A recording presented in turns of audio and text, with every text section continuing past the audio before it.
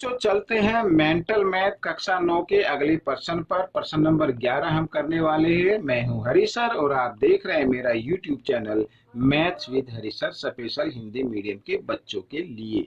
ठीक है, तो ये प्रश्न क्या कहता है, आइए इसको पढ़ लेते हैं। तो यहाँ पर प्रश्न नंबर 11 और 12 हम करने वाले हैं।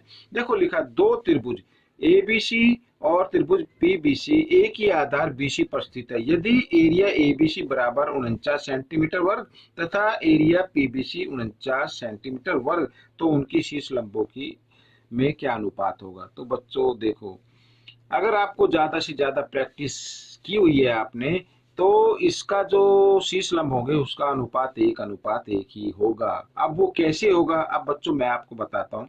अगर एक ही आधार पर दो त्रिभुज बने और उनके क्षेत्रफल भी बराबर हो, तो वो हमेशा समांतर रेखाओं के बीच में होते हैं, और दो समांतर रेखाओं के बीच की दूरी हमेशा क्या होगी, बराबर होगी। ठीक है।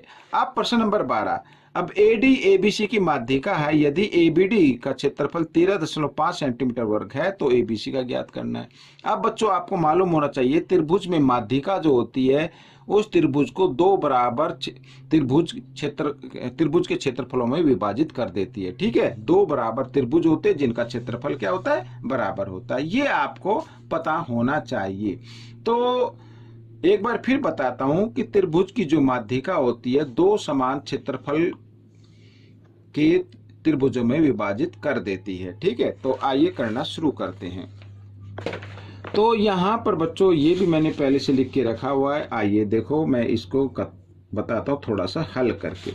अब मान लीजिए ये हो गया बीसी, एक ही आधार हो गया, लिखा है ना इसमें बीसी आधार, और यहाँ पर ये नाम देते हैं ए बी सी, इस तरीके से ऐसे।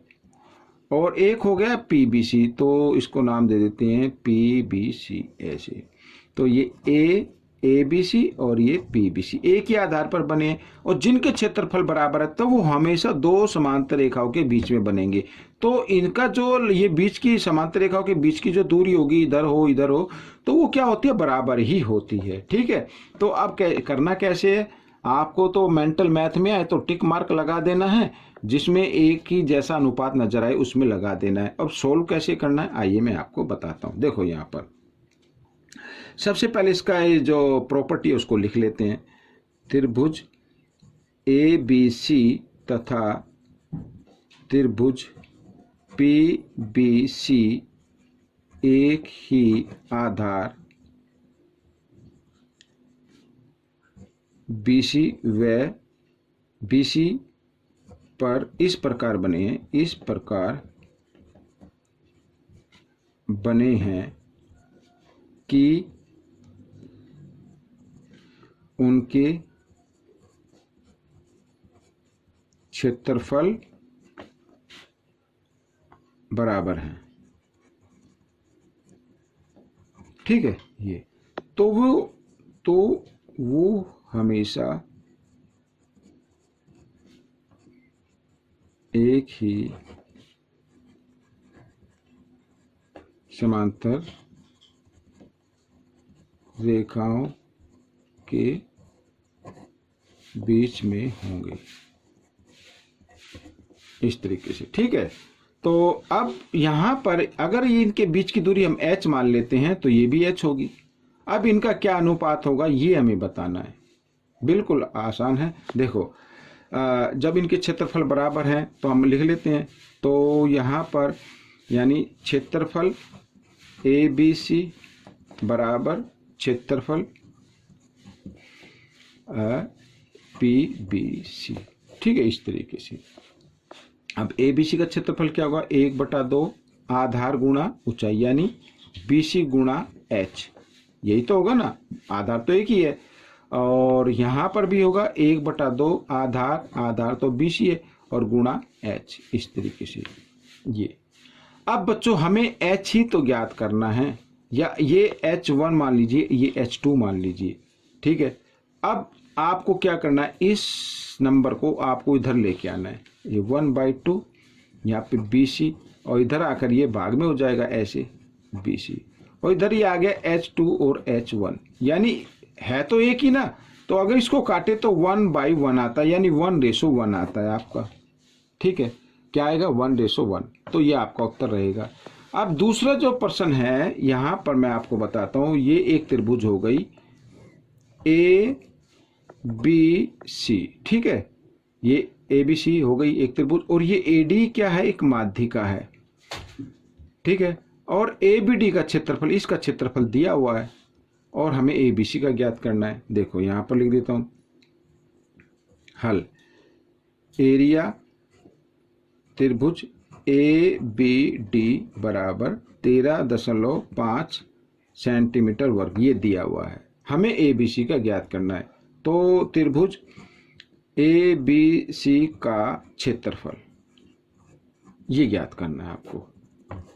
अब ये क्या होगा, अब बच्चों मैं आपको बता दूं, त्रिभुज ABC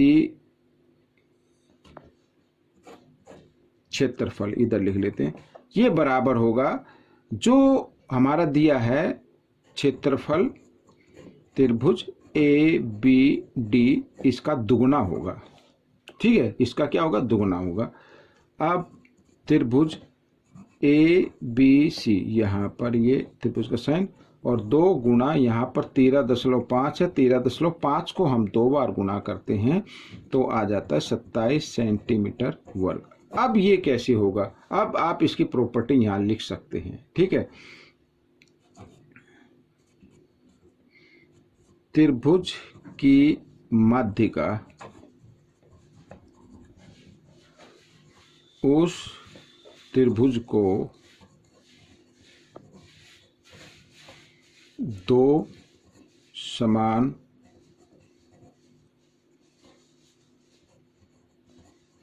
क्षेत्रफल वाले त्रिभुजों में विभाजित कर देती है, ठीक है, समझ में आ गया, कर देती है। अब देखो अब ABD बराबर है ADC, भाई ABC तो एक त्रिभुज है, ABD बराबर है ADC, क्योंकि AD ने ABC को 2 समान क्षेत्रफल वाले त्रिभुज में विभाजित कर दिया। अगर हमें निकालना हो ABC, तो ABC क्या होगी, ABD की डबल हो जाएगी ना, तो इसलिए ये मैंने यहाँ पर निकाल दिया शॉर्टकट तरीके से। अब बच्चों ये दोनों क्वेश्चन सॉल्व हो गए हैं, आपको कैसे लगे मुझे जरूर बताएं, इसमें से सीखकर दूसरों को जरूर सिखाएं। मिलते अगले भाग में, तब तक आप प्रैक्टिस करते रहें। धन्यवाद।